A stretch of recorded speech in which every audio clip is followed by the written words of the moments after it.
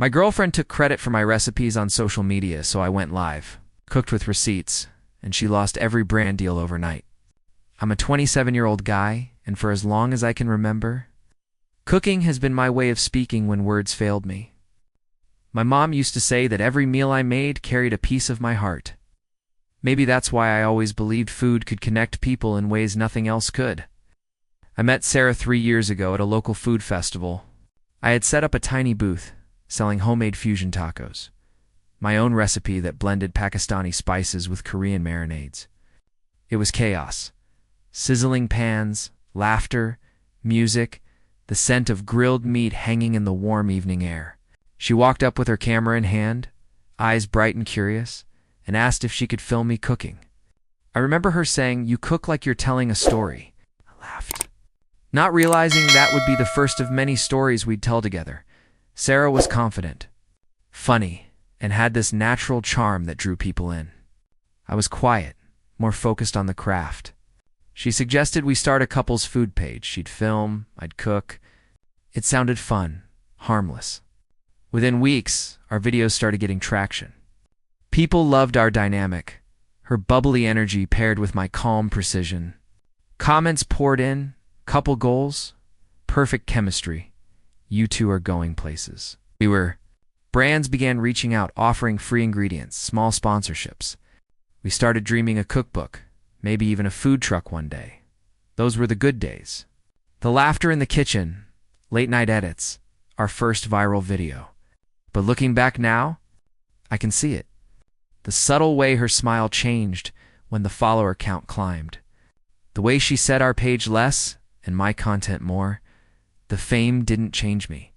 It changed her, and that was the beginning of the end, when our first big video hit 1 million views.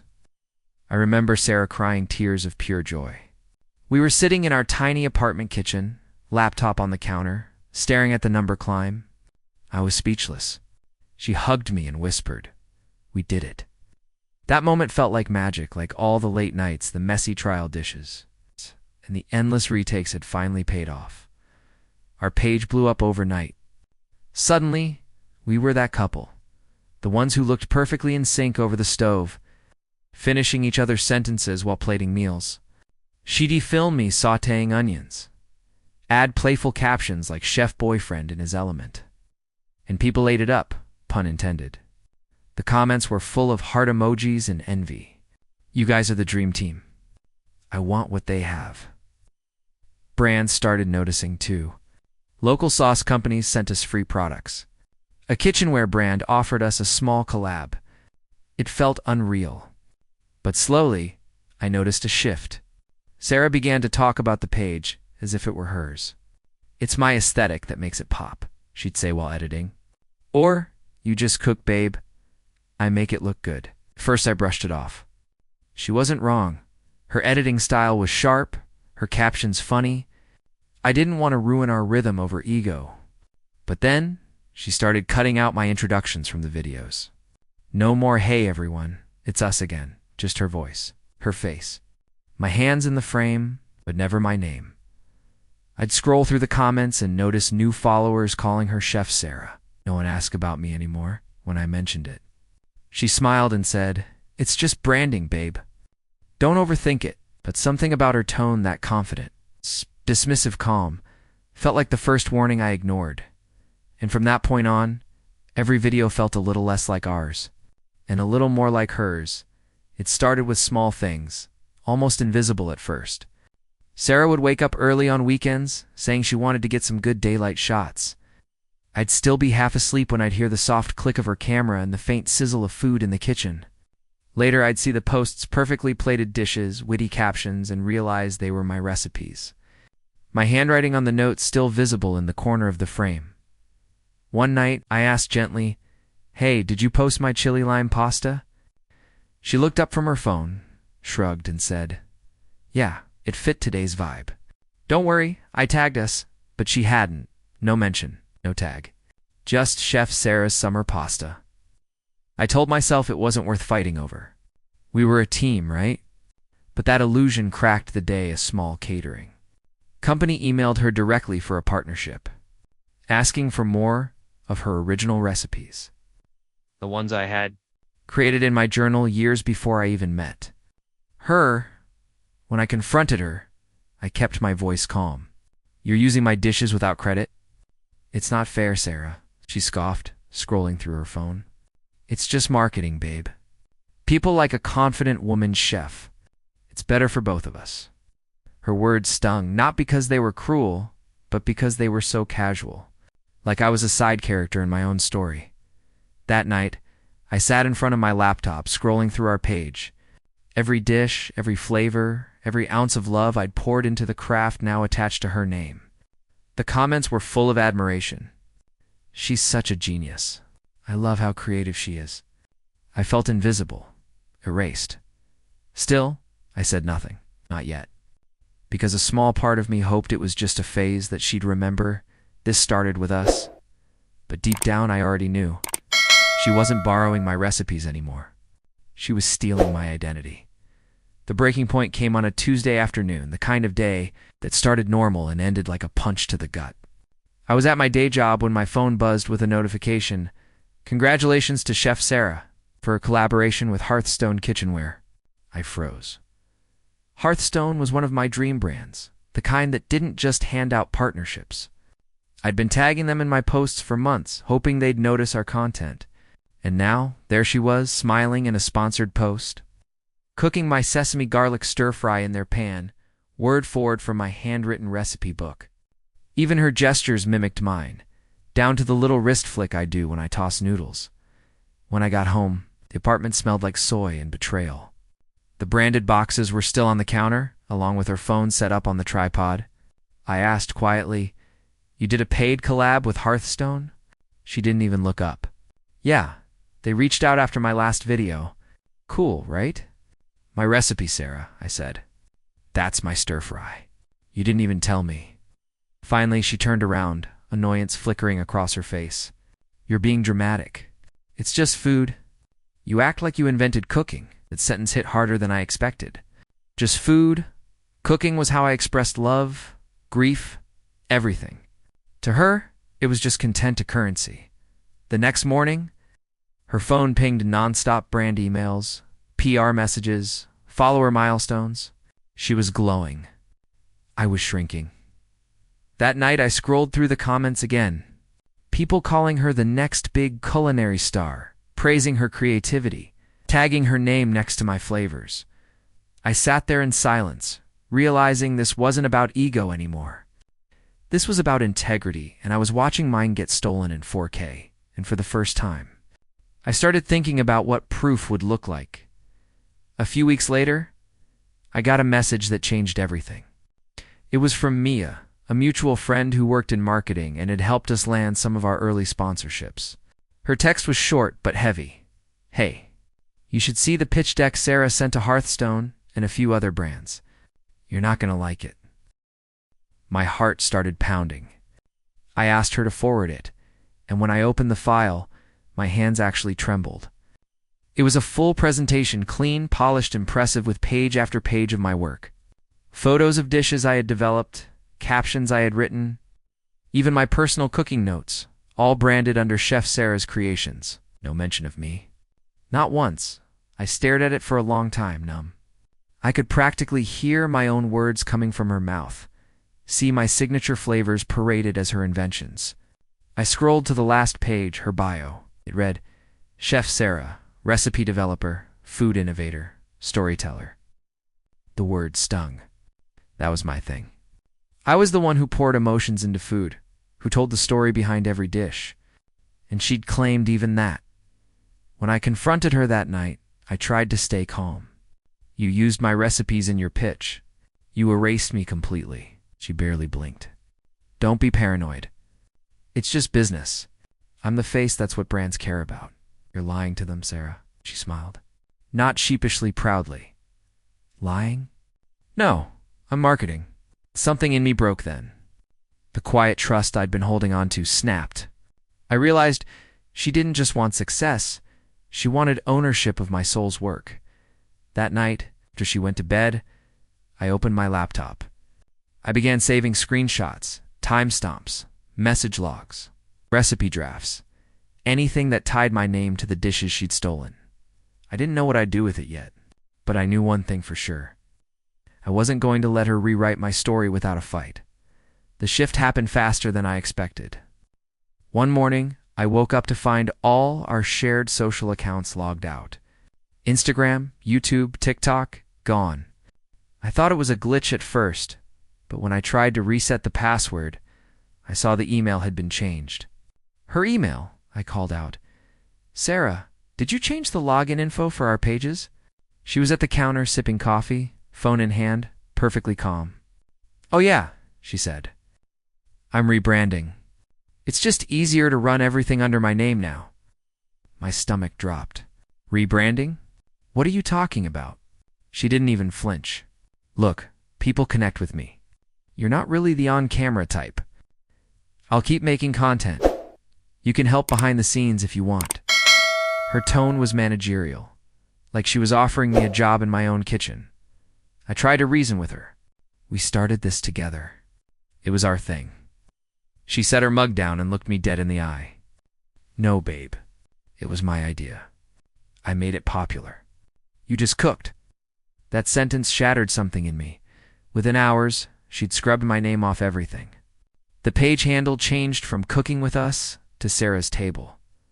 Every caption that once said "we now said I" was like I'd never existed. The comments poured in. "So proud of your solo journey. You're killing it on your own."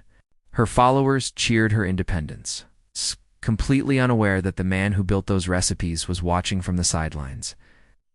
Locked out of his own creation, I wanted to speak up, to post my side.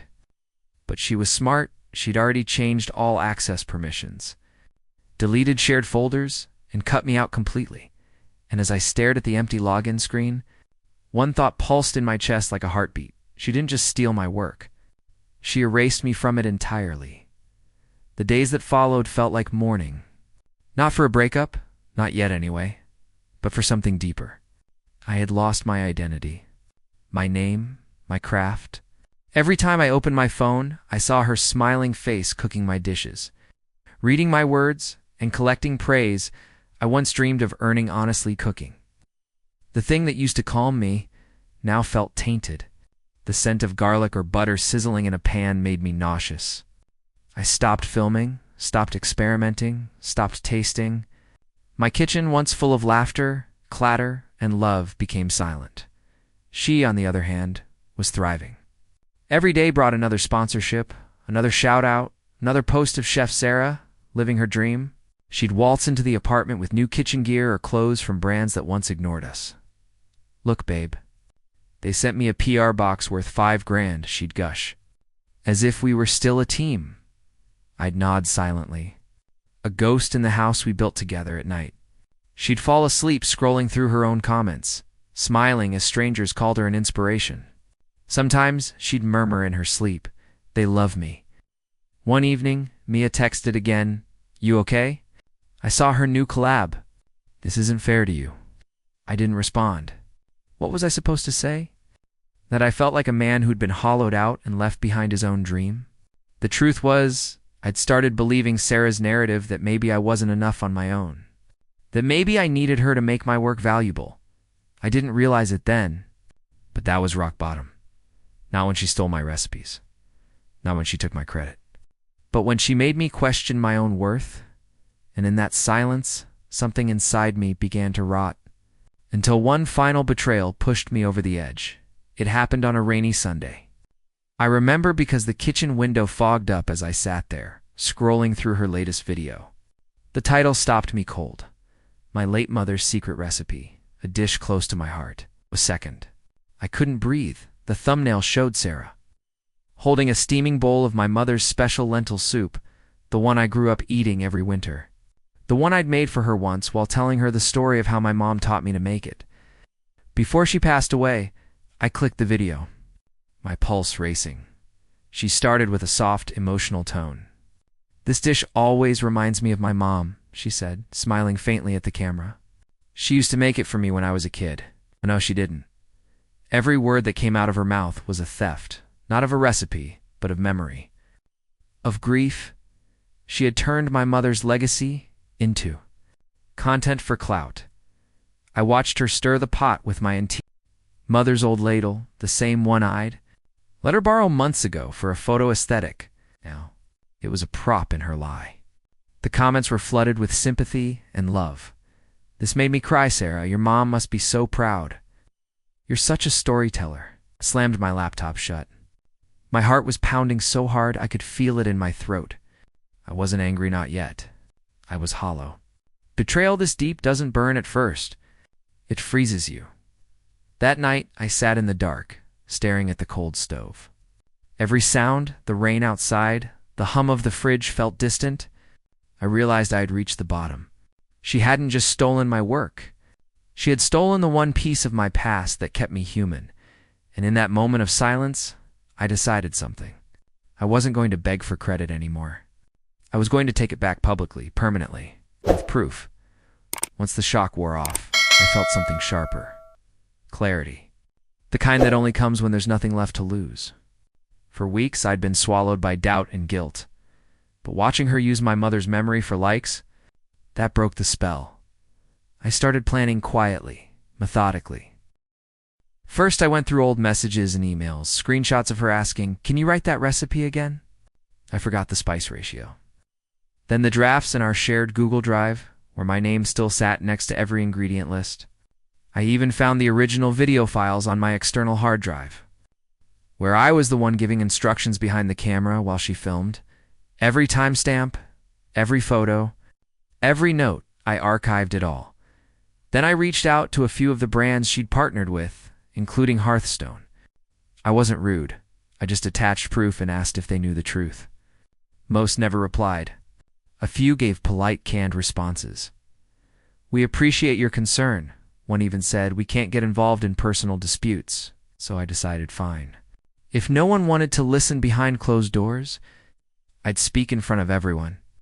That night I created a new YouTube channel, The Real Story Behind the Recipes. The banner was simple.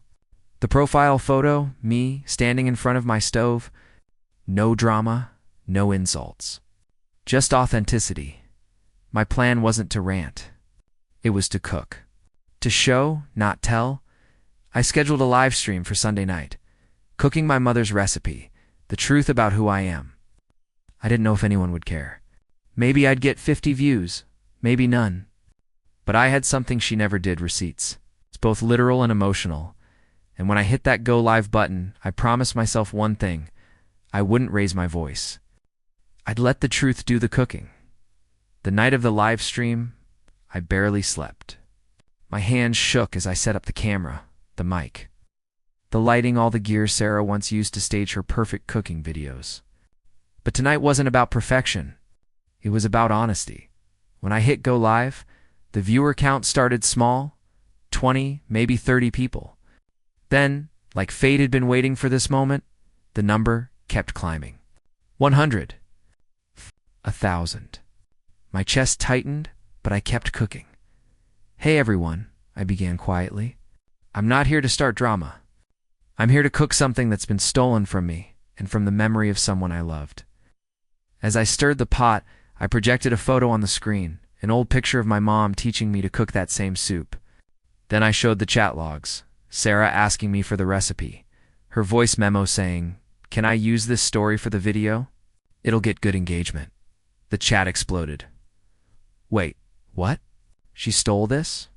This is heartbreaking." I didn't look at the comments. I just kept cooking. Calm. Focused. I read from my old notebook, the one with my mother's handwriting next to my early drafts. Every detail, every spice was proof. Halfway through, I played a clip, unseen footage from our early days. Sarah behind the camera saying, "You talk, I'll film. Your passion sells better than my face." It was irrefutable. By the end of the stream, there were over 25,000 people watching. Some were crying. Others were furious. Screenshots spread across Twitter and Instagram like wildfire. I ended quietly. "This isn't revenge," I said. "It's reclamation. The truth deserves to be seen, just like good food deserves to be tasted." The chat was still blowing up. My phone buzzed endlessly. Notifications, mentions, reposts, and somewhere out there, I knew Sarah was watching her empire cracking in real time, the same way she once watched me cook. Only now, it was her turn to burn. By morning, my phone was a storm. Notifications stacked faster than I could read them. Tags, DMIs, articles. The livestream had gone viral overnight. People were sharing clips, dissecting every moment, every receipt. Hashtags like hashtag recipe thief and hashtag justice for the chef were trending. Sarah's empire was collapsing in real time. I didn't even need to check her page. My inbox told the story. Dozens of people sent screenshots of brands pulling her posts, captions disappearing one by one. Hearthstone quietly deleted her collaboration video. Another company publicly stated they were reevaluating their partnerships to ensure integrity. I finally checked her Instagram around noon. The follower count was plummeting by the second. She'd turned off comments, but it didn't stop the damage. Her demise leaked, her arguing with fans, trying to claim I had lied for sympathy. But the internet had already seen the evidence. Every time, stamp, every clip, airtight. Then came the video. Her apology. She filmed herself in her spotless kitchen, face bare, voice trembling just enough to look sincere. "This was a misunderstanding," she said. "We were a team, and sometimes lines blur in creative partnerships. I never meant to hurt anyone." I watched in silence. Not out of anger, out of disbelief. After everything, she still couldn't tell the truth, but the public wasn't buying it. The comments section was brutal. "You stole his mom's story. You built a career on lies. Own what you did." By evening, brands were gone. Her sponsorships terminated. Her page losing tens of thousands of followers an hour. Meanwhile, my new channel had exploded. People flooded in with support, sharing their own stories of stolen credit, manipulation, and betrayal. They called me the real chef, the quiet hero, the guy who cooked with receipts. And as I read their messages, I didn't feel triumph. Just a deep, quiet relief. The kind that comes when you finally stop being invisible. But even then, I knew this wasn't the end, because the truth might have set me free. But I still had to decide what to do with it. It's been 8 months since that night. The night I went live and everything changed. My life isn't flashy now. No brand deals. No viral numbers. Just a small studio kitchen downtown, the smell of fresh herbs, and quiet music humming from an old radio. Peace, I've learned, doesn't need an audience. The irony is I never wanted revenge. I just wanted acknowledgement to exist in the story I helped build. But somewhere between the chaos and the comments, I realized something bigger. Validation means nothing if it costs your peace. Sarah tried to make a comeback a few months later. New handle. New branding, starting fresh. But people don't forget authenticity. Her videos never hit the same again. And while she kept chasing algorithms, I started teaching. Small online cooking classes. Students from all over, people who didn't care about followers, only flavor. Every now and then someone recognizes me. "Hey, aren't you that guy who exposed his ex?" They'll ask with a half smile. I just nod. Because that's not the story I want to be remembered for. Not the betrayal. Not the downfall. But the resilience. The rebuild. Sometimes when I film new recipes, I still think of my mom, her voice soft in my memory, saying the secret ingredient is honesty, beta. That's what people taste first. She was right. Tonight I'm cooking her lentil soup again. The same one Sarah once claimed as her childhood memory. Only now, it's mine again, pure, untainted, and whole. I ladle it into a bowl, steam curling into the quiet air. I taste it. And for the first time in a long time, I don't feel anger. I feel gratitude. Gratitude that the truth eventually found its way out, not through rage, but through patience. She served lies to the world, I whisper, smiling faintly. But I served the truth, and it finally fed me. The camera blinks off. The pot simmers softly. And for once, silence tastes sweet.